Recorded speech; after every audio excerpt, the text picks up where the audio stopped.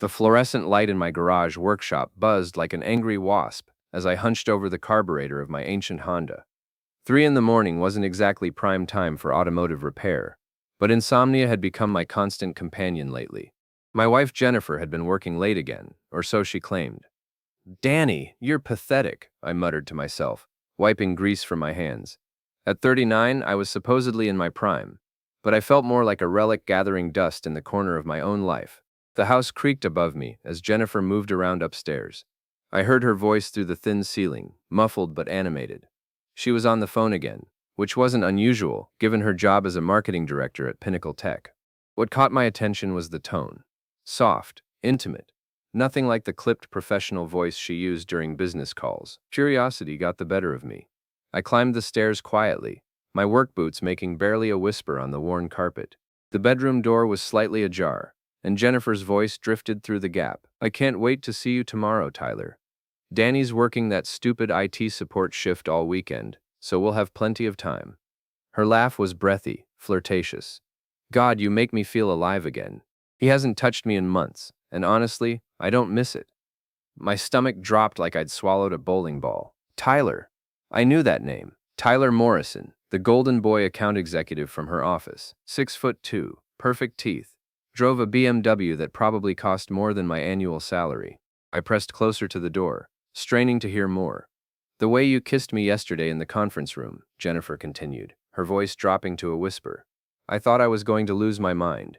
We need to be more careful, though. If Danny ever found out, he'd probably have a breakdown.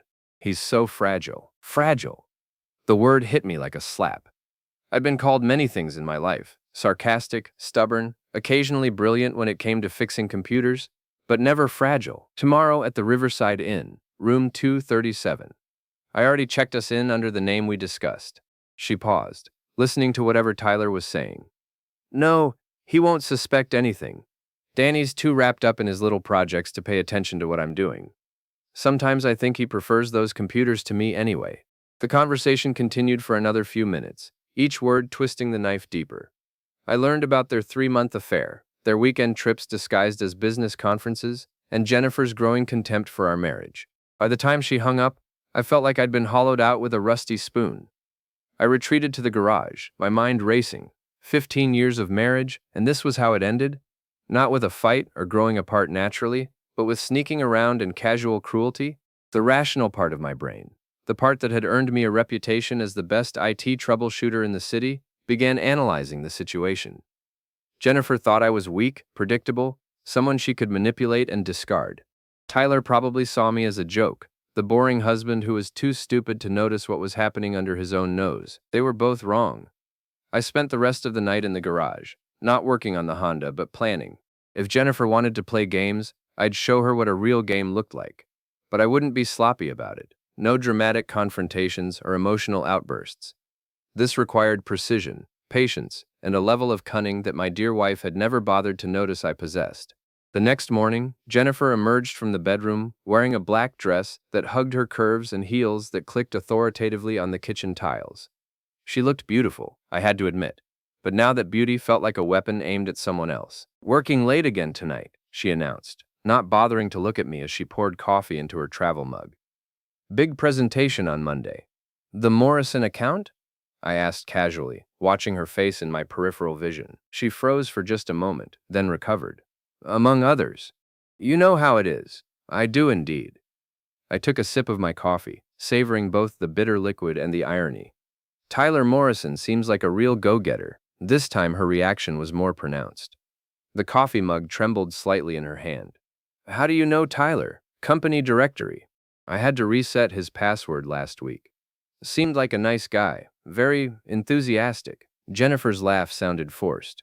"He's just young and ambitious, reminds me of myself at that age." "I bet he does." I stood up, kissed her cheek with the same casual affection I'd shown for years. "Have fun at your presentation." After she left, I called in a personal day at work. My supervisor, Rita, didn't ask questions. In 5 years at the company, I'd never abused sick time or personal days. My reliability was legendary, which would make what I was planning even more effective. I drove to the Riverside Inn, a mid-range hotel that catered to business travelers and people having affairs. The parking lot was half empty, making it easy to spot Jennifer's silver Accord and Tyler's blue BMW parked side by side, like an advertisement for infidelity. Room 237 was on the second floor, overlooking the river.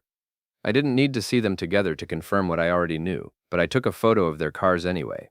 Evidence was important, even if I had no intention of using it in divorce court. Instead, I went shopping. The hardware store was my first stop. I bought a small device that would serve my purposes perfectly, a GPS tracker, the kind concerned parents use to monitor teenage drivers. Completely legal, available to anyone with $40 and a credit card. Next, I visited an electronics store where I purchased a digital voice recorder, compact and powerful. The young clerk who sold it to me probably assumed I was a businessman who attended a lot of meetings. He wasn't entirely wrong. My final stop was a print shop where I had business cards made. Simple, professional, with a name and phone number that would mean nothing to most people, but everything to the right person. By the time Jennifer came home that evening, flushed and slightly disheveled, despite her attempts to fix her appearance, I was back in my workshop, tinkering with a broken laptop. She found me there, as predictable as she'd expected. "How was the presentation?" I asked without looking up from the screen. "Exhausting. These clients are so demanding," she yawned dramatically. "I'm going to take a shower and go to bed early." "Good idea. You look tired." She did look tired, but it was the satisfied exhaustion of someone who'd spent the afternoon doing things that had nothing to do with marketing presentations. I wondered if Tyler was as good as she'd hoped, or if the thrill was more about the deception than the man himself. It didn't matter. What mattered was that they both thought they were smarter than me. I gave Jennifer 30 minutes to get settled, then went to work. The GPS tracker took less than 2 minutes to install under her car, hidden in a wheel well where it would never be noticed. The voice recorder was even easier. I simply placed it under the passenger seat, where it would pick up any conversations she had while driving. These weren't the actions of a fragile man. They were the calculated moves of someone who'd been underestimated for far too long. Over the next week, I gathered intelligence like a general preparing for war. Jennifer's pattern was predictable. Lunch meetings with Tyler on Tuesdays and Thursdays, evening encounters on Fridays, and weekend trips disguised as work obligations. The voice recorder captured their phone conversations, their planning sessions, and most importantly, their discussions about me. "He's so clueless," Jennifer said during one particularly revealing recording. "Yesterday, he asked if I wanted to go to dinner for our anniversary next month. Can you imagine, sitting across from him, pretending to be happy?" Tyler's response was equally illuminating. "Just hang in there a little longer, babe. Once you file for divorce, we can be together openly. My lawyer says you'll get at least half of everything, maybe more if you play it right." So that was their endgame. Jennifer would divorce me, take half my assets, and ride off into the sunset with her younger, supposedly more successful lover. It was a solid plan, I had to admit. It might have even worked if they'd been dealing with the man they thought I was, but I wasn't that man. I never had been. The breaking point came on a Thursday evening when Jennifer announced she was going out with her sister Lisa. I knew this was a lie because Lisa lived in Portland and hadn't spoken to Jennifer in 2 years after a family dispute. But I played along, even suggesting she have a good time and not worry about coming home too late. What Jennifer didn't know was that I'd already made plans of my own. Tyler Morrison lived in a downtown loft that screamed successful young professional. Floor-to-ceiling windows, exposed brick, the kind of place that looked impressive in photos but probably echoed like a cave. I'd done my research on him too, and what I'd found was interesting. Despite his flashy lifestyle and expensive car, Tyler was drowning in debt. Student loans, credit cards, a mortgage that consumed 60% of his income. He needed Jennifer's money as much as she thought she needed his youth and charm. I waited in the coffee shop across from his building, nursing a cappuccino and watching the entrance. At 7:30, right on schedule, Jennifer's Accord pulled up to the curb. She emerged wearing a red dress I'd never seen before, something that probably cost more than my monthly grocery budget. Tyler met her at the entrance, and even from across the street, I could see the chemistry between them. The way he touched her lower back as they entered the building, how she leaned into him like a flower seeking sunlight. It would have been romantic if it weren't so pathetic. I gave them an hour, then made my move. The building's security was impressive but not impenetrable. I'd spent enough time in corporate environments to know that most systems had weaknesses, usually in the form of human error. The night doorman was reading a paperback novel and barely glanced up when I walked confidently through the lobby, carrying a clipboard and wearing the kind of generic uniform that made people assume I belonged there. "Maintenance," I said when he looked up. "Complaint about noise from 12B. He waved me toward the elevators without asking for ID. People see what they expect to see, and a middle-aged man with a clipboard and a tired expression was invisible in a building full of young professionals. Tyler's loft was on the 14th floor. I could hear music and laughter through the door, along with Jennifer's distinctive laugh. They were having a wonderful time, celebrating their cleverness and my supposed ignorance. I didn't knock. Instead, I placed a small device against the door, a listening amplifier I'd borrowed from work, designed for diagnosing network issues, but equally effective for eavesdropping. What I heard confirmed everything I'd suspected and gave me ammunition I hadn't expected. "I can't believe how easy this has been," Jennifer was saying. "Danny's so trusting, it's almost sad. He actually believes I'm working late all these nights." "What's he going to do when you ask for a divorce?" Tyler asked. "Probably cry. Maybe beg me to reconsider. He's always been emotional about everything. Remember when his mother passed away last year? He cried for weeks." My jaw clenched. My mother's passing had been the hardest thing I'd ever endured, and Jennifer's casual dismissal of my grief felt like acid in my veins. But I kept listening. "The timing couldn't be better," Tyler continued. "My promotion comes through next month, and with your settlement money, we can buy that house in Westfield you liked. It'll be perfect, away from all the reminders of my mistake with Danny. I should have left him years ago, but I felt sorry for him. He tries so hard to be interesting, but he's just ordinary." Ordinary. The word stung more than I wanted to admit, but it also crystallized my resolve. If I was ordinary, what did that make them?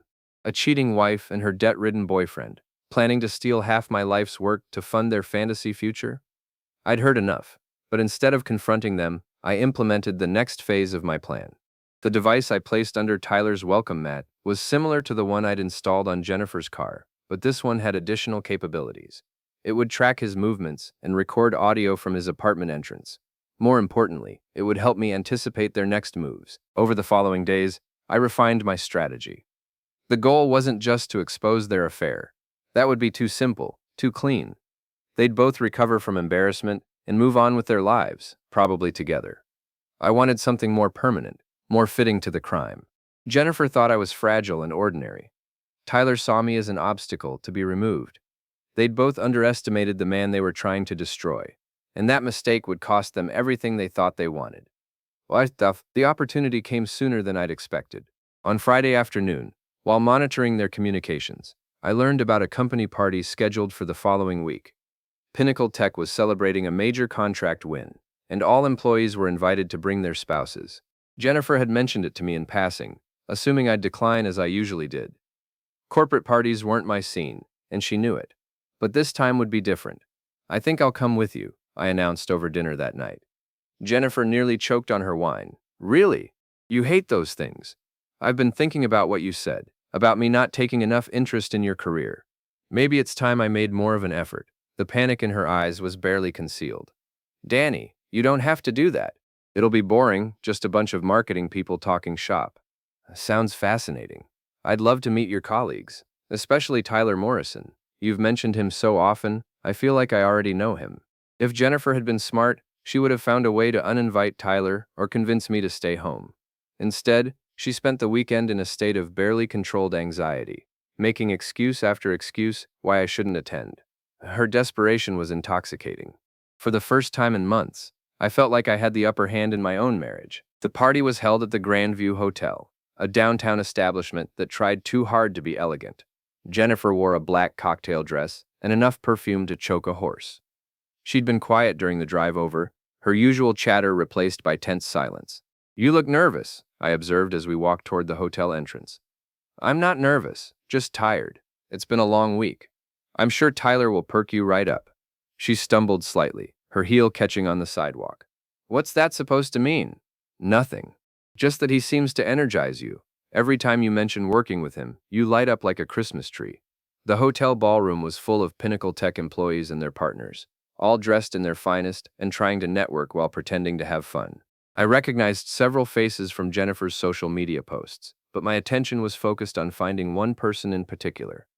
Tyler Morrison was holding court near the bar, surrounded by admirers and looking every inch the rising star. He was handsome in a generic way, with the kind of smile that probably worked on most women.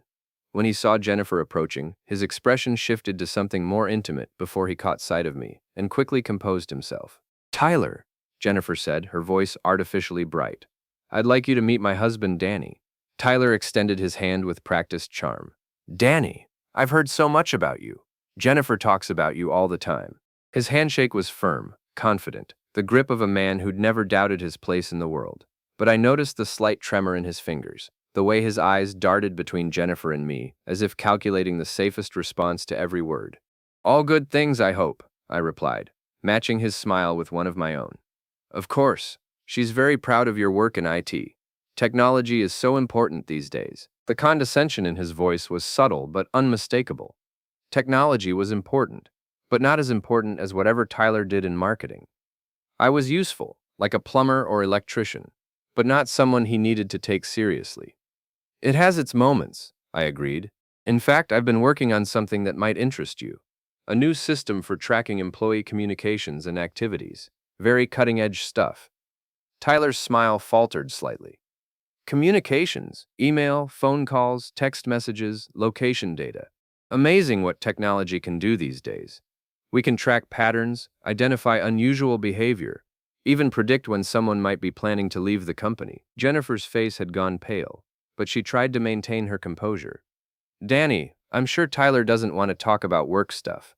"Actually, it sounds fascinating," Tyler said, though his voice suggested the opposite. "How exactly does it work?" I spent the next 10 minutes explaining a completely fictional system, watching as both Jennifer and Tyler grew increasingly uncomfortable. I described capabilities that didn't exist, surveillance methods that would be illegal, and results that would terrify anyone with something to hide. "Of course," I concluded, "we'd never implement something like that without proper authorization, privacy laws and all. But theoretically, it would be incredibly effective." Tyler excused himself to get another drink, and Jennifer immediately grabbed my arm. "What are you doing?" she hissed. "Making conversation. Isn't that what you wanted? You're being weird. Tyler probably thinks you're some kind of paranoid conspiracy theorist." "I'm sure Tyler has more important things to worry about than what I think." The rest of the evening passed in a haze of small talk and social maneuvering. I met Jennifer's colleagues, complimented their work, and played the role of the supportive husband with Academy Award-worthy precision. But underneath the performance, I was watching, learning, gathering information about the people who would soon witness Jennifer and Tyler's downfall. The drive home was silent except for the radio playing softly in the background. Jennifer stared out the passenger window, lost in thought or possibly planning damage control. I didn't break the silence until we were pulling into our driveway. "Tyler seems nice," I said casually. "He's okay. A little full of himself, maybe. Funny. I got the impression you two were close." Jennifer's head snapped toward me. "What's that supposed to mean?" "Nothing specific. Just the way you looked at each other. How comfortable you seemed together. Like you'd spent a lot of time getting to know each other." "Danny, what are you implying?" I turned off the engine and looked at her directly for the first time all evening. "I'm not implying anything, Jennifer. I'm stating a fact. You and Tyler Morrison are having an affair, and you've been planning to divorce me to be with him." The silence that followed was deafening. Jennifer's mouth opened and closed like a fish gasping for air, her carefully constructed facade crumbling in real time. "I don't know what you think you know," she finally managed, "but you're wrong. Room 237 at the Riverside Inn. Tuesdays and Thursdays for lunch, Fridays for extended sessions. The GPS tracker under your car has been very informative." Jennifer's face cycled through several emotions: shock, anger, fear, and finally a cold calculation that I recognized from her business dealings. "You've been spying on me." "I've been gathering evidence. There's a difference." "You're sick, Danny. Following me around, tracking my car like some kind of stalker. I'm practical. You wanted to play games, so I learned the rules." Jennifer got out of the car and slammed the door hard enough to rattle the windows. I followed her into the house, where she immediately headed for the bedroom. I could hear her on the phone, probably calling Tyler to warn him that their secret was out. It didn't matter. The game had moved beyond simple exposure. They'd both made the mistake of underestimating me, and now they were going to learn what ordinary really looked like when it decided to stop being polite. The next morning, Jennifer was gone before I woke up. She'd left a note on the kitchen counter, written in her precise handwriting. "Staying at my sister's while we figure this out. Don't contact me. I almost laughed. Jennifer's sister Lisa lived in Portland and hadn't spoken to her in 2 years. More likely, she was holed up in Tyler's loft, planning their next move and trying to figure out how much I actually knew. They were about to find out it was more than they could possibly imagine. I'd taken another personal day, which meant I had 8 hours to implement the next phase of my plan. The first stop was my bank, where I moved our joint savings into an account Jennifer couldn't access. Perfectly legal since my name was on everything, and I had documentation showing she'd been planning to leave me anyway. The second stop was more interesting. Marcus Webb had been my roommate in college, back when we were both young and stupid and thought we could change the world with the right computer program. Now he was a private investigator, specializing in corporate fraud, and he owed me several favors from the early days when I'd helped him set up his digital surveillance systems. "Danny Rodriguez," he said when I walked into his office. "I was wondering when you'd show up." "You were expecting me? Man, I've been watching your wife and her boyfriend for 3 weeks. Client confidentiality prevents me from saying who hired me. But let's just say someone at Pinnacle Tech suspected Tyler Morrison was up to something. This was an unexpected development, but not an unwelcome one." "What kind of something?" Marcus pulled out a thick folder and spread several photographs across his desk. Jennifer and Tyler at various restaurants, hotels, and other locations. But more interesting were the documents: bank statements, credit reports, employment records. "Tyler Morrison is in serious financial trouble," Marcus explained. "Student loans, credit card debt, a mortgage he can barely afford. But here's the interesting part. He's been embezzling from company accounts to maintain his lifestyle." I studied the bank statements, recognizing the patterns from my own work in financial systems. Small amounts, carefully hidden among legitimate transactions, but consistent enough to add up to serious money over time. "How much are we talking about?" "Around 50,000 over the past year. Not enough to trigger automatic audits, but enough to fund his expensive tastes and impress your wife. Does Jennifer know?" "Hard to say, but she's been helping him access client accounts that should be outside his department. Whether she knows he's stealing or just thinks she's helping him be more effective, the result is the same. She's complicit." This changed everything. I'd been planning to expose their affair and humiliate them both. But if Tyler was embezzling and Jennifer was helping him, the consequences would be far more severe than social embarrassment. "Who hired you?" I asked. Marcus smiled. "Let's just say someone in the company's financial department noticed irregularities and wanted to know if they were connected to Tyler's sudden lifestyle upgrade. The affair was a bonus discovery." "When are you planning to report this?" "Monday morning, unless something happens to change the situation." I understood the implication. Marcus was giving me a weekend to handle things my way before the legal system took over. It was more consideration than Jennifer or Tyler deserved, but I appreciated the gesture. "I need copies of everything." "Already prepared." He handed me a flash drive. "Everything's on there. Bank records, photos, transaction logs, even some audio recordings from when they discussed moving money around." The audio recordings were particularly damning. Jennifer's voice was clearly audible as she explained how to access client accounts without triggering security protocols. She might not have known Tyler was stealing, but she was definitely helping him break company policies. "There's one more thing," Marcus said as I prepared to leave. "Tyler's been researching divorce lawyers, specifically attorneys who specialize in maximizing settlements for their clients. He's planning to marry Jennifer after she divorces me. More than that, he's been asking about prenups, asset protection, ways to shield his income from future claims. The guy's planning to take your wife's money and then protect himself if she ever tries to leave him." The irony was beautiful. Jennifer thought she was trading up from her boring, ordinary husband to a successful young executive. In reality, she was being manipulated by a thief who planned to use her money to solve his financial problems and then discard her when someone better came along. I spent the rest of the day preparing for the confrontation that would end this charade once and for all. Not the emotional scene Jennifer probably expected, with tears and accusations and desperate attempts to save our marriage.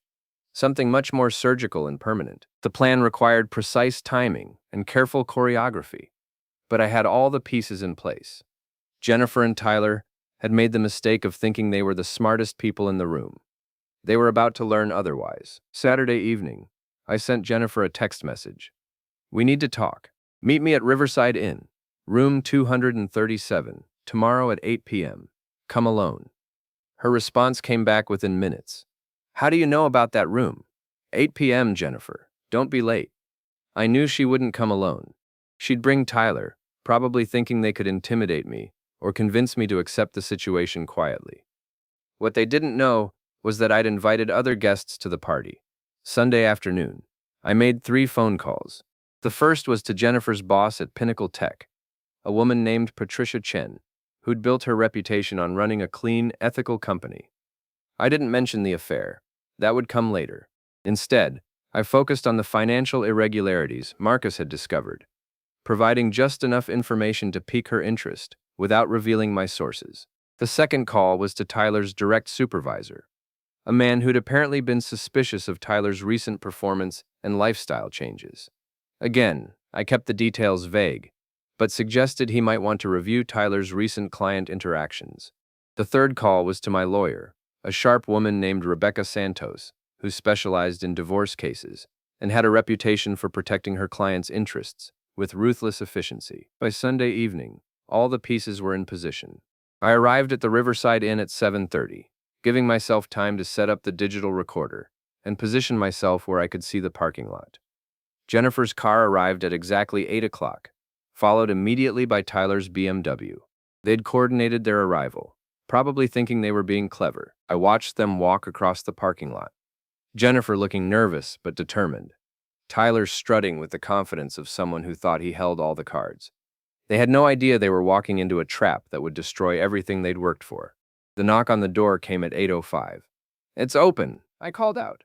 They entered together, Tyler's hand possessively on Jennifer's lower back. The gesture was meant to show me that she belonged to him now, that I'd already lost the most important battle. If only he knew how wrong he was. "Danny," Jennifer began, "we need to discuss this situation like adults." "I agree completely. Please, sit down." They remained standing, probably thinking it gave them a psychological advantage. Tyler stepped slightly in front of Jennifer, playing the role of protector and alpha male. "Look, Danny," he said, "I know this is difficult, but Jennifer and I care about each other. We didn't mean for it to happen, but sometimes these things are bigger than all of us." "Bigger than all of us," I repeated. "That's poetic, Tyler. Did you come up with that yourself, or did you steal it from someone else?" His confident expression flickered slightly. "I don't know what you mean. I think you do. Just like I think Jennifer knows exactly what kind of man she's chosen to replace me with." Jennifer stepped forward, her business persona taking over. "Danny, I know you're hurt, but we can handle this maturely. We can work out a fair settlement, divide our assets equitably, and both move on with our lives." A fair settlement? How generous of you, considering you're planning to steal half of everything I've worked for to pay off your boyfriend's debts. Tyler's face went pale. "I don't have any debts. 57,000 in credit card balances, 120,000 in student loans, and a mortgage that consumes 63% of your monthly income. Should I continue?"